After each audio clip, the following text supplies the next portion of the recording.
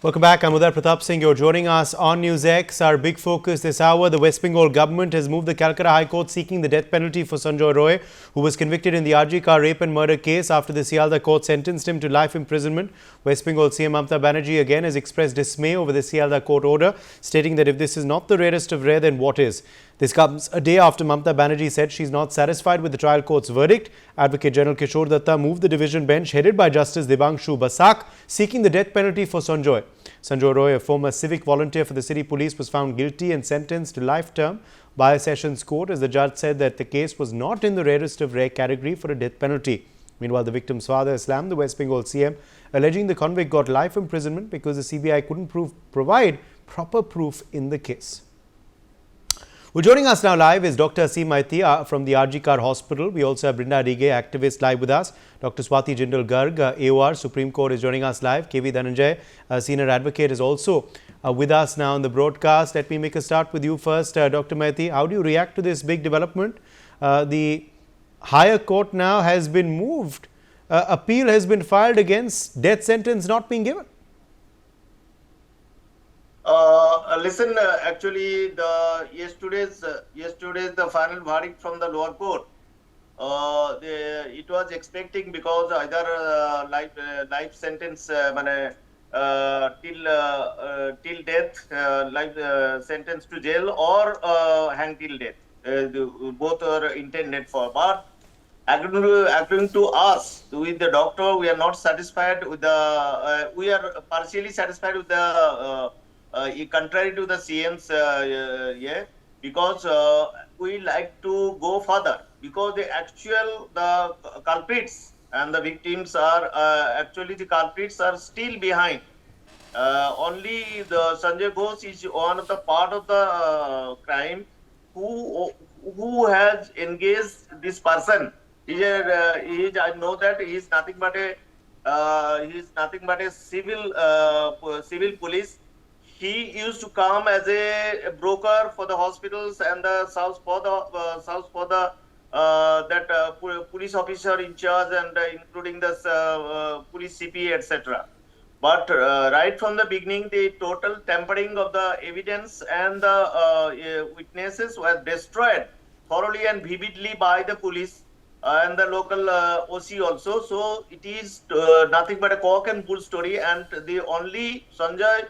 I am telling only Sanjay Rai is not the crime. Actually, the real criminals are still behind.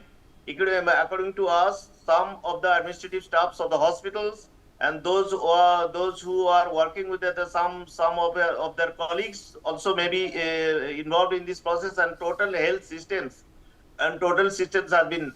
But according to CM, actually, if there is life sentence, death, hang till death, could have been to stop this episode. I think we are a little bit satisfied, because there is High Court and Supreme Court is still there to find out the real culprits and criminals. This is my opinion, actually, and according to the doctors. Yes, Brinda Rige, that's what we were speaking to, many people yesterday, and they had said this was a fit case for appeal. That appeal has now been filed already today in the High Court. Yeah, actually. Brinda Rige, that question is for you. On the appeal now, did you also believe it was a fit case yesterday itself? Yes, it is a fit case, and one has to understand that the brutal, heinous manner in which he has been raped and murdered is a fit case. It is the rarest of rare. But that said, I have to add that there is clear forensic evidence that it was gang rape, and there were a lot more other people, 7 to 8 people or 8 to 9 people, who raped and murdered her. Now, if this person is given the death penalty, and let us assume it is quickly executed, then I believe that the other culprits, other rapists and murderers, will continue to be going scot-free, and they would not be caught. A life imprisonment given to this man is what is important just now. Probably the court thought of all these things and said that this is not the rarest of rare. Probably because that is the phrase that is always used for capital punishment. But I also think that the court also knows that there are other culprits out there and the police have to trace them. Okay, let me in fact quickly take that across to Dr. Swati Jindal Garg as well. Dr. Swati Jindal Garg, as far as now this case is concerned, what happens next now that this appeal has been admitted by the High Court? What happens next in this case? And were you also surprised at the sentencing yesterday? Dr. Garg, can you hear me? Okay, I think we've lost her there. KV Dhananjay, why don't I quickly rope you in here?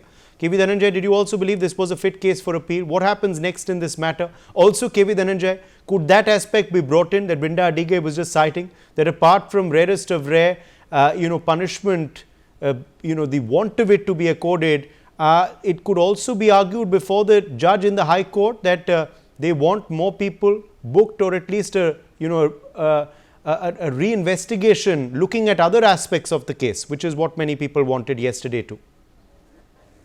Well, I don't think the government should have appealed it. I do not know if it's an appeal or what it is. How do you appeal a sentence of life imprisonment in 24 hours? That's rarely seen. And you always need to take some time to prepare an appeal. And I don't think the government did the right thing because, no High Court is going to hold a summary hearing on this. The appeal will have to be heard at some length, and the appeal is not going to be heard and concluded by next week. Within the trial court, it was 5 months. So the High Court is going to take some amount of time. And I'm quite surprised that, if the reports are true that the state has filed an appeal, I have not come across in the last 40 years. That's the kind of, that's where our research extends to, where the government filed an appeal within 24 hours after sentencing by the trial court. We have not seen that at all. And there is a good reason why the government should not rush in haste. And that is to examine the evidence. And in an appeal, you're supposed to write down what are the informatives in the judgment of the trial court. At the end of the day, the trial court has considered its own judgment. And based on that judgment, it says this is not a fit case for capital punishment, but rather a fit case for life imprisonment, which means the burden before the state government now is to say what the evidence was before the trial court, and on that evidence, the trial court should have come to an aggravated finding, but it did not come to that aggravated finding. Having not come to the aggravated finding, the trial court committed an error in not granting, or rather in not awarding capital punishment. So that is going to take some time. Even in this age of chat GPT and AI, it would take a couple of days, or if you were to pool in massive resources, it would take days together. I have no idea why the government did this in a day, and this is only going to end up benefiting him, because now the appeal, certainly, assuming that there is a written appeal filed before the court, the appeal will be shoddy because it's impossible to do a good job within 24 hours, more so in a life imprisonment case. Having said that, now let's come to the other aspect of the criticism of the trial court for not awarding capital punishment. It's important to also take note of what other cases the trial judge had dealt with and how the trial judge, that's because no judge is just going to start off his first ever case with a case of this nature. This is a sessions judge, and this is relatively a far more experienced judge. So it's entirely possible that the judge's experience over the last decades, where he might have awarded capital punishment, but he gets to know that the High Court or maybe the Supreme Court disapproved of it. And it's possible the makeup, the experience might have prompted the judge to slow down and say that this is not a case for capital punishment. So I think it would be unwarranted to cast criticism on the trial court, though I think a great deal of public is already doing that, because judges, don't just start off with one case and limit themselves to one case. They have a very long experience to turn to. So also it's important to note that the Indian Penal Code and now the later new laws award death penalty in a couple of instances. It's not just for murder. It's not just for, rape, of course, does not invite death penalty by itself if rape is not accompanied by murder. But there are also other offenses where death penalty is prescribed. So because there are more than one or several offenses for which the death penalty is prescribed, it's the Supreme Court that came out with this doctrine of rarest of rare cases. And by its very nature, this doctrine is somewhat subjective. And by its very nature, it's impossible for anybody to objectively say that, okay, in a given instance, this would amount to a rarest of rare case, because that very doctrine has been diluted, that very doctrine has been somewhat misunderstood. Some would say that where there is a communal angle, that would amount to a rarest of rare case, and others would argue that where members of a family are all actually butchered, in a cold-blooded manner, that amounts to a rarest of rare case.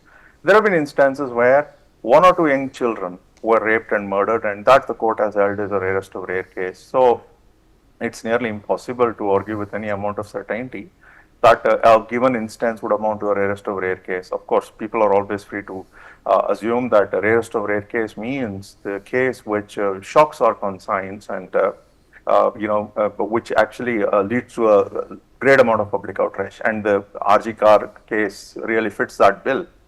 So it's important to look at things in this perspective. And as we were also discussing yesterday, it's important to note that a case like this travel all the way up to the Supreme Court. Of course, this is not a case of capital punishment. Had it been a case of capital punishment, there would have been a mandatory appeal to the High Court, and thereafter, if the High Court had upheld the punishment, capital punishment, there would have been a mandatory appeal to the Supreme Court. This is not that case. Nevertheless, even in case of life imprisonment, an appeal is going to probably be filed by the accused himself. And because we understand that the accused, after he was convicted and was asked to say what he wanted to before sentencing, he did say that he has been implicated, which means that attitude is probably going to prompt him to want to file an appeal. And it doesn't have to be like he needs to expend money on that. Every high court, every judicial system in this country has pro bono lawyers, free lawyers, or rather lawyers paid for by the government, who would go to the aid of the accused and convict and then let him file an appeal. And then the appeal, obviously, whatever decision from the High Court is also going to be appealed to the Supreme Court. And if you just look at the past experience over the last 30 and 40 years, if the trial court were to say capital punishment deserves to be awarded, and even if the Supreme Court were to confirm that on appeal, there is an extraordinary likelihood that the person may not suffer capital punishment. Because in conduct in India, we seem to have aversion towards capital punishment. In speech, we, in fact, impose capital punishment. Our laws actually provide and prescribe capital punishment. In judgments after judgment, not in judgment after judgment, in a good number of judgments, we award capital punishment. But as a matter of conduct, if you look at the last 35, 40 years, you will find that most of the time we don't hang people to death. Even people that are on the death row, we keep them alive for a very long time. So much so that they then have the opportunity to go to the president or to the governor and seek commutation. And all of that happens. Look at how many people we have hanged to death in the last 40 years, relatively few. So it's important to recognize this dichotomy in this country. Scholars who simply look up to judgments and say that, oh, India is one of those countries that still hangs on to the death penalty and convicts relatively more people for death penalty, miss the point when they don't look at the actual number of people who are sent to the gallows eventually. That's very small, that's very few. So it's important to keep that in perspective when people are now asking for death penalty in this case, and they obviously are justified coming from their perception, because I don't think anybody's got the right answer here. For that matter, death penalty is right or is not right, I don't think anyone's got the final say. It's always a matter of public sentiment, and it's important to acknowledge it. Yes, indeed. Let me quickly take that back across to you, Brinda Dige. Of course, also at the end of the day, this appeal, being a bit hurriedly filed, according to KV Dhananjay. Within 24 hours, an appeal filed. Do you believe more time was needed? Is this a political decision, a pragmatic one? What is it, Brinda? If I look at it, I'm looking that it is not a pragmatic decision. And like Mr. Dhananjaya pointed out, it takes time. Within 24 hours, how can you even present all your documentation to the court and ask that this is what has to be revised? But that said, let us not forget that there have been a lot of talk and a lot of messages that have been going around that there are some more rapists and murderers who are involved in this case who are absconding or being shielded by the powers that be. We also need to understand that the crime area was completely vandalized and evidence destroyed. Now, all of this happened during a time when the police had to keep all of that safe. The police were already there. The police also took the body for autopsy. Now, what stopped the police from putting in people to safeguard the evidence over there? And the evidence that came out of the forensic statement that came out from the police immediately after the autopsy was done, that there was almost 150 grams of semen in her body. Now, we know humanly one person cannot produce that kind of semen. So that forensic evidence is what the police is now expected to go and look for. So if Mamata is saying, Mamata Banerjee is saying that, we've already made an appeal that he has to get capital punishment, this is just appeasing to the people who are very angry that a doctor who was supposed to be protected in an institution, which is her right, which is the duty of the institution's management, they had not done that. And also look at what has happened. Nothing has happened to the management. The entire management is also gone scot-free. We hear nothing about it, even in the judgment. So all of these things are a lot of open ends, which the court has to look at it. We know that they have done exemplary job in 5 months, 5.5 months that this case has come up. This is what is a precedent that must be set, that punishment is certain and punishment will be swift. But that said, it doesn't mean that it is selective, because we know very, very clearly that just giving this man and saying, death penalty, we know the number of death penalty cases that are still waiting for mercy petitions. That cases never come to a closure. They are never brought to justice in the manner that we are looking at. So when you look at all these things, we know there seems to be a lot of appeasing happening. We've appealed to the court in 24 hours, it has gone up over there. The court goes by procedures. By procedures, there is a lot of explanation and justification and reasoning that must be put on paper and placed before the court. One simply cannot say that the judge or the court has given life term and this is not acceptable by us. You can make your appeal. But that said, I do not know what is more written in the judgment. But I would really want to know what has the court talked about all the other forensic and circumstantial evidence that both the Kolkata police as well as the CBI claimed in the initial days they have with them. Now, you cannot simply lock away all of that evidence and say, now we've got one culprit, let's now only work with this person. That doesn't bring any procedural or logical conclusion to the case. So what is the punishment that has been awarded to him just now, I think is right. And it is important now to ensure that this man, who might also be a witness for all the other culprits, is made to give the names of those people and their identification so that all the culprits are brought to book and not just do away with one and say chapter closed. And that said, I think our courts must also set this example.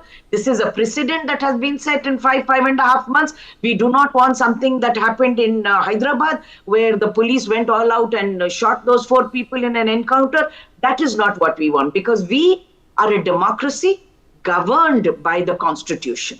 So everybody has a right. And whether you're a criminal, you're not a criminal, if there is a case registered on you, there is procedure that must be followed. And I think that is what the important message that is going across. Swift, certain punishment. Yes. Okay, let me in fact quickly also rope back in Dr. Mehti. Dr. Mehti, now as far as you're concerned, are we expecting more protests as well? We saw protests yesterday break out outside the Sialda court. Is that something that we're expected? Because there is lack of satisfaction with this judgment and the investigation as well, as you're saying. A lot of protest will go. The further protest actually will continue with the member of the Doctors Forum, along with the 14 to 15 organizers. We have decided to go further because we are waiting for the verdict of the lower court. Actually, the real victims is it was in contrary to the Anirban Das, the yesterday judge, We have given the rarest of, this is not rarest of the rarest, but contrary to him, I'm giving on respect, it is rarest of the rarest. It is not possible for Sanjay Rai, because this is an institutional murder, this is not individual murder.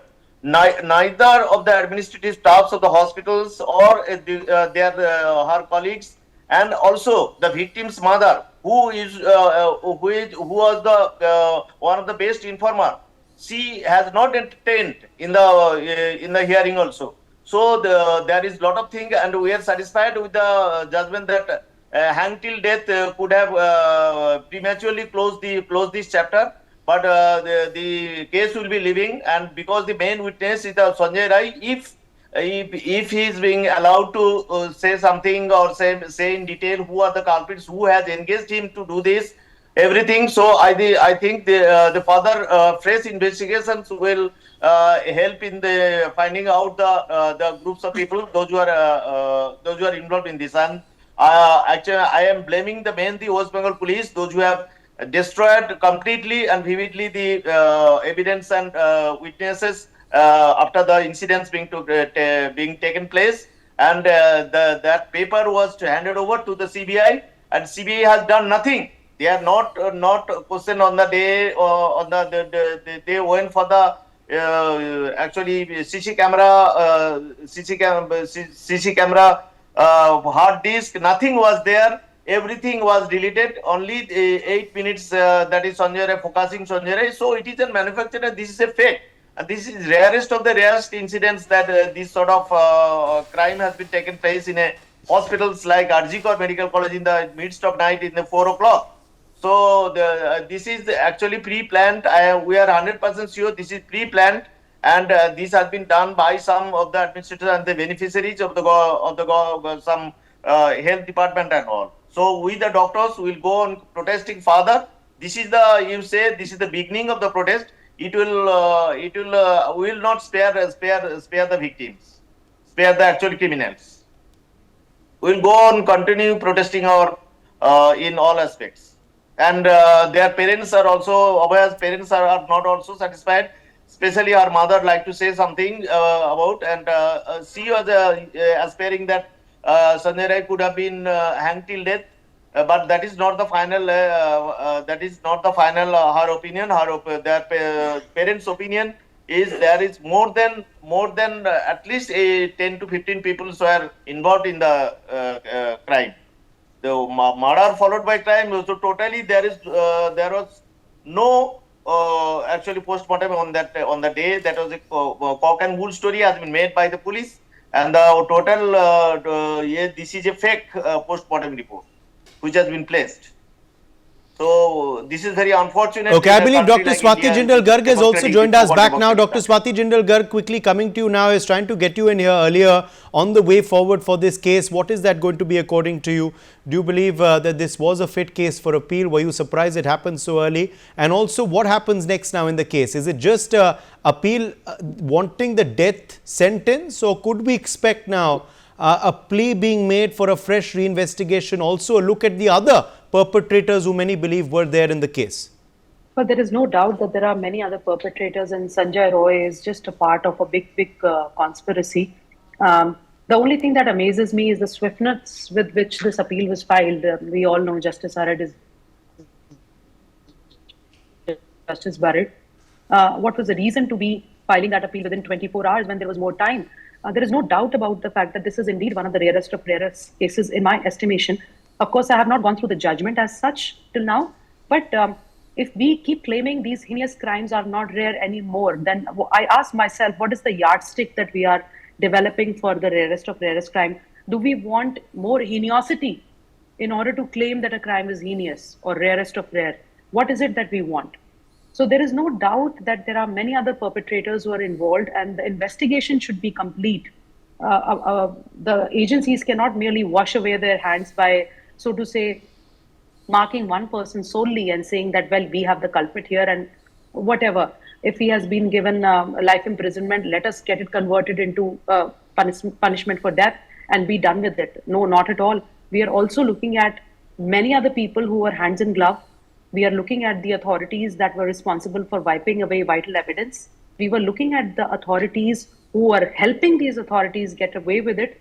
And until and unless all these people are roped in and all of them are punished, I doubt that justice can truly be said to be done.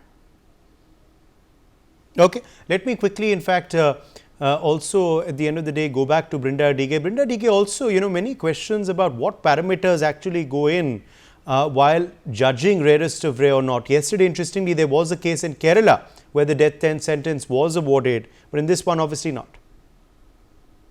Then we have to ask ourselves, on what grounds did the judge think that a woman who has poisoned her boyfriend is rarest of rare? I also feel probably there is a lot of patriarchy involved over there. We must also remember that caste bias, caste atrocities and discrimination is very deep in our country, irrespective of which state one comes from. People might think that Kerala is a state that is well educated, but and that caste discrimination may not be too strong. But we know that this is not there, because dishonorable killings have been heard, we've seen on TV across India. Not a single state can spare and tell itself that people who have fallen in love and got married or plan to get married have not been finished off by their families and their relatives. And in this particular case, Joe, the judge might have said that, this is to put the fear of law into other people. I do not believe it. Here we need to be able to question that person, that on what basis? Because usually when you give a death sentence, there are a lot of parameters and criteria that is that is looked at. In this case, that girl is about 24 years old, and there is one needs to see, as a judge, it is his job or her job to also check whether there is a possibility for reformation, whether there is a possibility for her to understand what she went through or what she was forced to. We also know that family plays a very, very important and strong role.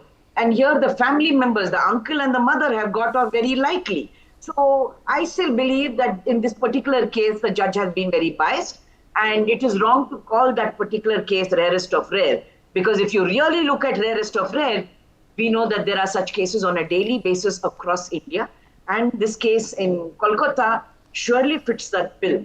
I would not want this girl in Kerala. All right, I'm going to have to leave it at that. Kivi Dhananjay, quick last word, 30 seconds on what happens next. How are you? Are you going to be keeping a close eye on the way things proceed here? Accused, and I think that's absolutely ruled out now. And should the prosecution concede that there are these other people whose role has not been accounted for in this trial, then the beneficiary of that trial, then the beneficiary of that admission will be the convict. His conviction will have to be set aside. If the matter has to be reinvestigated, please note that the conviction will have to be set aside, and the beneficiary of all of that will be the now convicted person. So I think it's important to recognize that the role of other people is practically ruled out now in this case. This case, as the sole convict, and this goes on in this way, or the convict actually goes free, and then there is a reinvestigation, in which event he could also be roped in along with other individuals. I think that's an important point to keep in mind. All right, let's leave it at that. My thanks to all of our guests for joining us. Let's slip into a short break.